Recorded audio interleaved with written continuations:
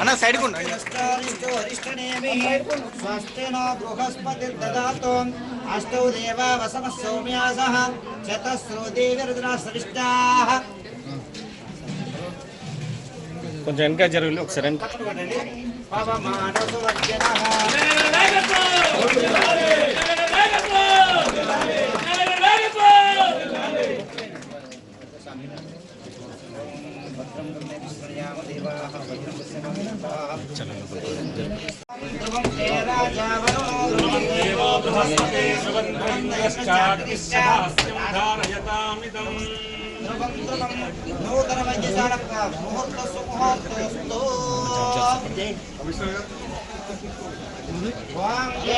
విశ్వాభువనాని చుక్వా త్రిశుర్హోతాని సాదపితానః స ఆశిషాద్రగణ విచ్చమానః వరమచ్చుదో వరః.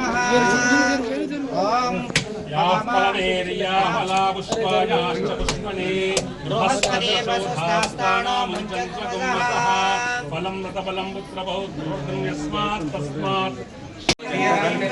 శ్రవణాయ కుర్మహే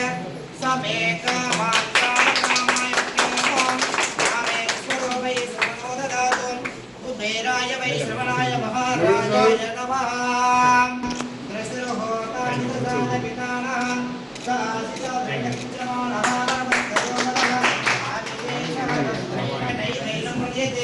బ్రాహ్మణ పురుషే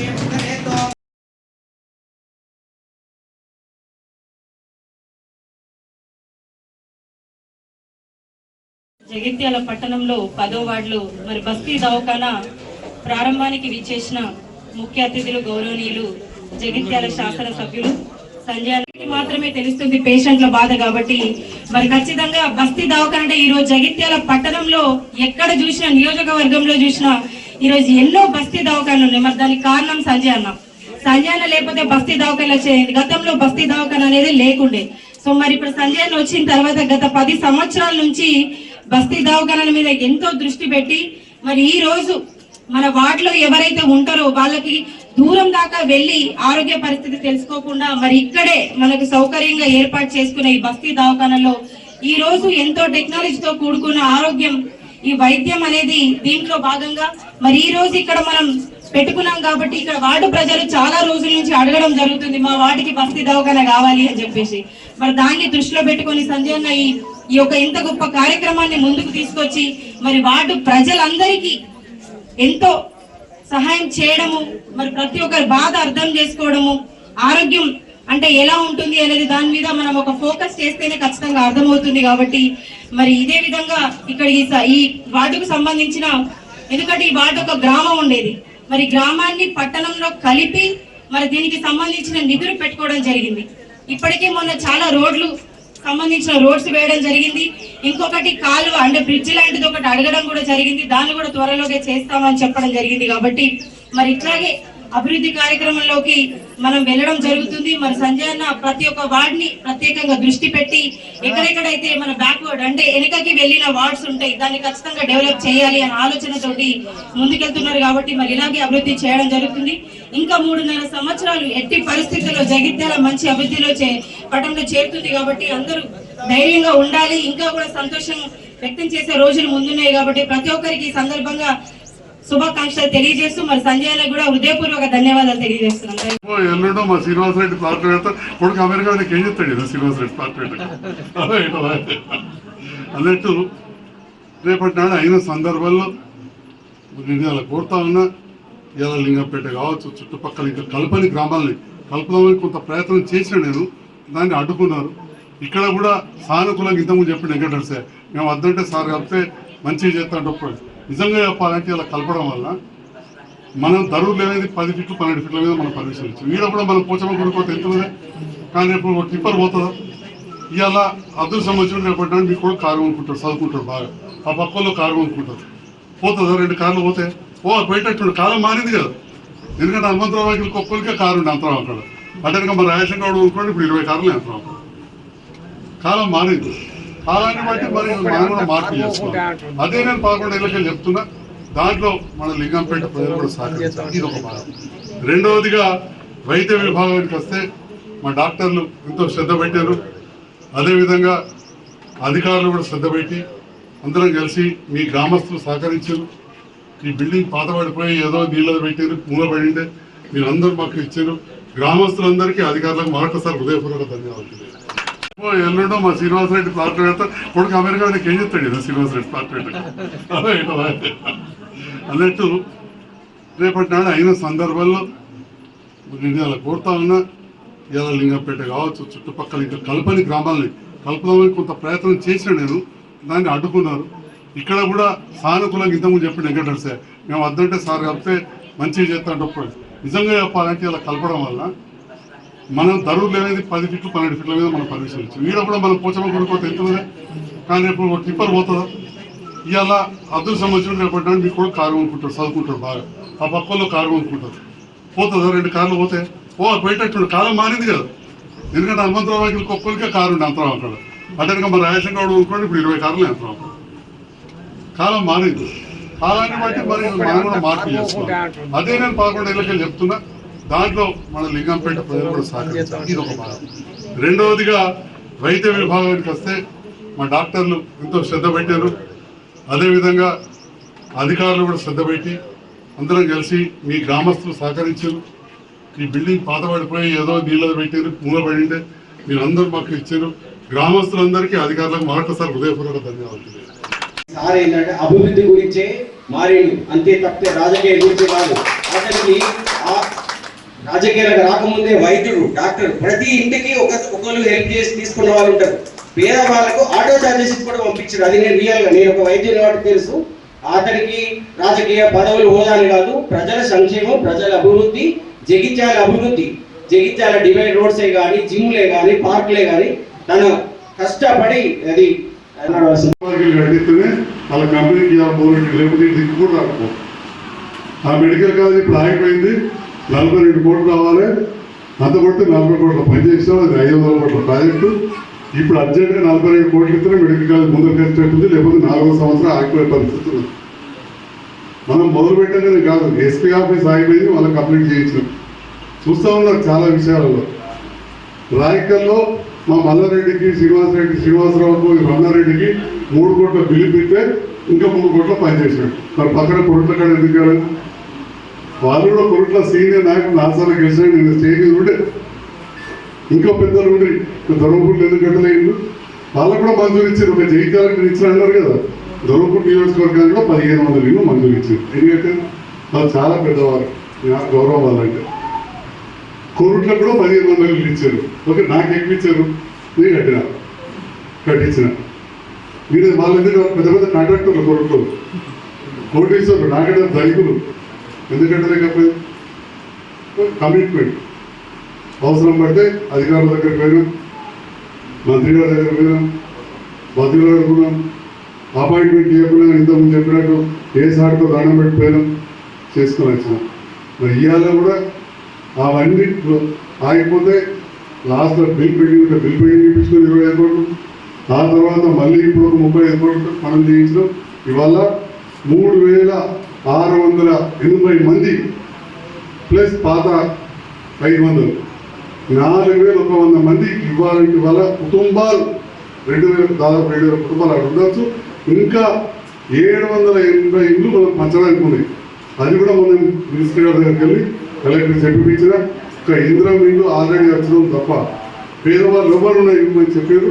వాళ్ళందరూ కూడా బేస్మెంట్ వైద్యులు కావచ్చు, వీళ్ళందరూ కూడా ఇప్పిస్తామని కావచ్చు. ధరూర్ శివార్లో ఉండేది ఎంత, అది పల్లెటూరు. అప్పటి సహజం నేను వాళ్ళని తప్పుపట్టలేదు. కానీ అప్పుడున్న గ్రామీణ వ్యవస్థ అదే వాళ్ళ మహిళలు ఉండిపోయి ఇలా మార్పు వచ్చినా కానీ 12 ఫీట్ల మీద పెద్ద పెద్ద బంగాళాలకు పర్మిషన్ ఇచ్చినాయి మనం చూసినాం. ఆ తర్వాత హౌస్ నెంబర్ మున్సిపాలిటీలో వేయడం, తర్వాత ప్రతి చిన్నదానికి ఈ ప్రాబ్లమ్స్ వస్తూ ఉంటే మనం ఒక గదూరే కాదు లింగంపేట మొత్తం కలపడం. గోవిందపల్లి మా సత్యనారాయణ మోతీలు ఉండే పూర్తి ఘోరమైన పరిస్థితులు ఉండే. గోవిందపల్లి, తిప్పనపేట నుంచి శంకరపల్లి కావచ్చు, ఇట్లా మన టీఆర్ నగర్ ఇవన్నీ కూడా కలపడం జరిగింది.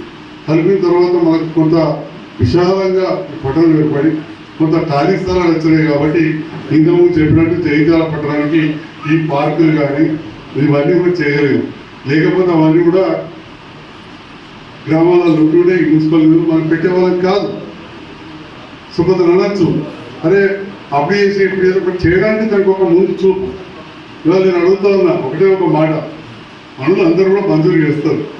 ఇవాళ మెడికల్ కాలేజ్ వచ్చింది, 8 మెడికల్ కాలేజ్ ఫస్ట్ ఫేజ్లో చేశారు, మీ అందరికి తెలవాలి. కానీ జాతీయ స్థాయిలో పర్మిషన్ వచ్చిన మొదటి మెడికల్ కాలేజ్ ఏంటంటే జయించారు. డబల్ బెడ్రూమ్లు అంతకుముందు ఇందులో నీళ్ళని 4,000 మొదలు పెట్టిందో ఆగిపోయిందని చెప్పి నేను 4 ఏళ్ళు కవితమ్మ గారితో కలిసి ముఖ్యమంత్రి గారు కొత్త 2 సార్లు పోయినాం. కవితమ్మ గారు మంజూరు చేయించారు. కేటీఆర్ గారు వచ్చి మే 19, 2018 నాడు పునాది రాయేశారు. మళ్ళీ మే 20 వరకు కూడా మా కవితక్క గారే ఎంపీ ఉండేది ఏడాది.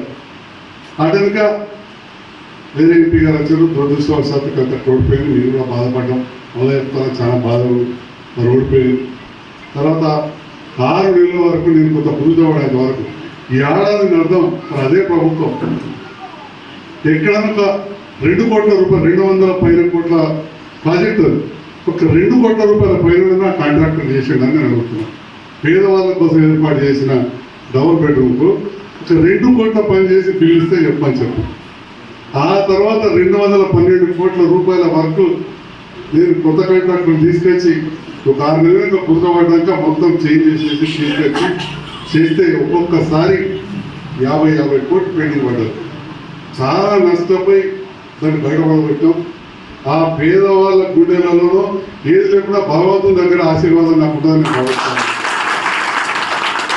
ఇక వీళ్ళ తిట్లుంటూనే ఉంటాయి. షాపులు ఒక చెల్లి అన్నదట, ఏమి ఇచ్చినా ఈ చెల్ల కొబ్బరికాయ కొడుతుంది, ఆ అన్న కొబ్బరికాయ కొడుతుంది అని చెప్పి ఆ చెల్లెని కానీ మళ్ళీ పెద్దక్క ఈ చెల్ల అనేది మిగిల్చాడు. అప్పటి పాదబాకీలు అన్ని కట్టిస్తుంది. ఇవాళ శ్రీధరి కూడా అయ్యా మొదలుపెట్టింది. ఇవే ముఖ్యం. రోగాలు వచ్చినాక మంచిగా చేసుకున్నాం కదా అంటే రాకుండా చూసుకోవడం, తమ నచ్చినా కానీ కరెక్ట్గా మందులు వాడి ముందే మంచిగా చేసుకోవడం అనేది చాలా ముఖ్యం.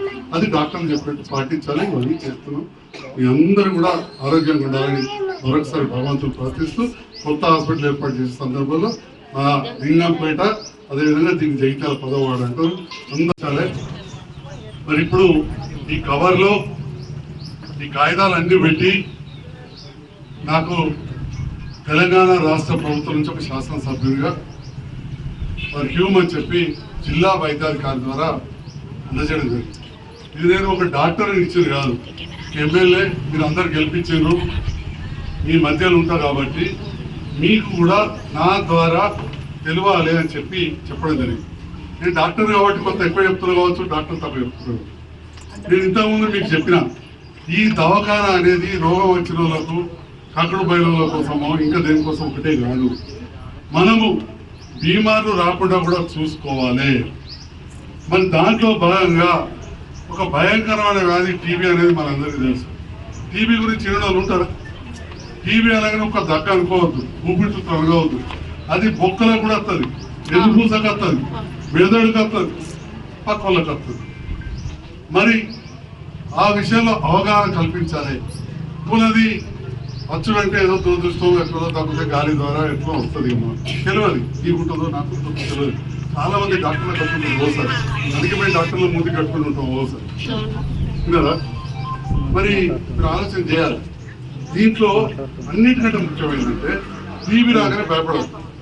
అది ఎక్కడో కొద్దిగా దూరం ఉంచుడు కాదు, కొద్దిగా మన జాగ్రత్త ఉంటూ మంచిగా డాక్టర్ చూపించి దానికి తగినట్టు 9 నెలల మందులు సరిగా వాడకపోతే రెసిస్టెంట్ ట్యూబర్క్లోసిస్ అంటే చాలా కష్టం.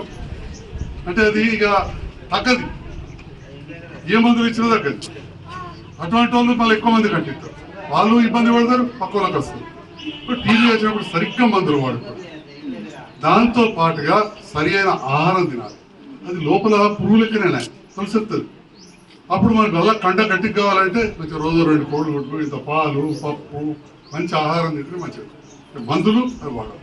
దాంతోపాటు మందులతో అప్పుడప్పుడు కొన్నిసార్లు కళ్ళు సూప్ తగ్గుతుంది, ఇంకా కొన్ని వేరే వస్తాయి. అట్లా అయినప్పుడు కూడా వెంటనే ఇక్కడ ఉన్న డాక్టర్ అమ్మకి వచ్చి చెప్పాలి. చెబితే వాళ్ళు మళ్ళీ సంబంధిత కంటి డాక్టరా ఇంకా వేరే వేరే వస్తుంటాయి మందులు వాడేనట్టు వాటికి చూపిస్తారు. ఈ టీబీ మందులు వాడేటోళ్ళు 3 నెలలకు ఒకసారి కంటి పరీక్ష చేయించుకోవాలి. నా ప్రైవేట్ దవాఖానకి రమ్మంటే నేనే కూర్చుంటాను కదా, సర్కారు దవాఖానలో కూడా ఉన్నారు, ఇంకెంతోమంది డాక్టర్లు ఉంటారు. కాబట్టి తప్పకుండా అదే ఇది వాడగానే కళ్ళు పంపాయని అని చెప్పి మళ్ళీ మందు పెట్టద్దు. దానికే చూపించుకుంటే మళ్ళీ మందు మారుస్తారు. దీంట్లో రకరకాల గోళీలు ఉంటాయి. ఓ గోళీ కాకపోతే ఒక గోళీ మన డాక్టర్ గారు ఇస్తారు. ఇవన్నీ కూడా ఫ్రీగా ఇస్తారు. దాంతో పాటు కొన్ని పైసలు కూడా ఇస్తారు. సపోర్ట్ నెలకు 500 రూపాయలు కూడా ఇస్తారు. ఇప్పుడు 1000 రూపాయలు, నెలకు 1000 రూపాయలు కూడా ఇస్తారు. ఈ విషయాలు తెలుసా మీ అందరికి? నిర్ధారణ కాగానే 500 ఇప్పుడు 1000. మహిళా ఏజ్ పరిమితి లేదు కదా, ఏజ్ వాళ్ళకి బ్యాంక్ అకౌంట్లకే ఆ 9 నెలలు మందు తీసుకున్నారు. అంటే ఇవన్నీ కూడా ఏంటంటే రాజకీయ నాయకులు అలాగే ఓట్లు వేయించుకొని ఇంట్లో కూర్చున్నాడు కాదు, ఏదో ఒక్కటే కాదు, ఏదో తిట్టుబడుతూ ఉంటాం, అలాంటిదే ఉంటాం, మేము చెప్తూనే ఉంటాం. మీ అందరి ఆశీర్వాదం ఉన్నదే ఉంటే మరి ఇక కొన్ని మంచి మాటలు చెప్పినప్పుడు మీరు కూడా వినాలి. నాకు వచ్చిన కొబ్బరికాయ కొట్టినా, శాలువ కప్పించుకున్నాను, తండేసుకున్నా, నాతో మా చెల్లి వచ్చింది, మా కమిషనర్ అమ్మ వచ్చింది, మా జ్యోతి ఇక్కడ చెల్లె, మా పెద్దలు మాజీ మున్సిపల్ చైర్మన్ వచ్చేది కాదు. మీ అందరు కూడా కొన్ని విషయాలు చెప్పినప్పుడు అరే ఈ డాక్టర్ సాబ్ వచ్చి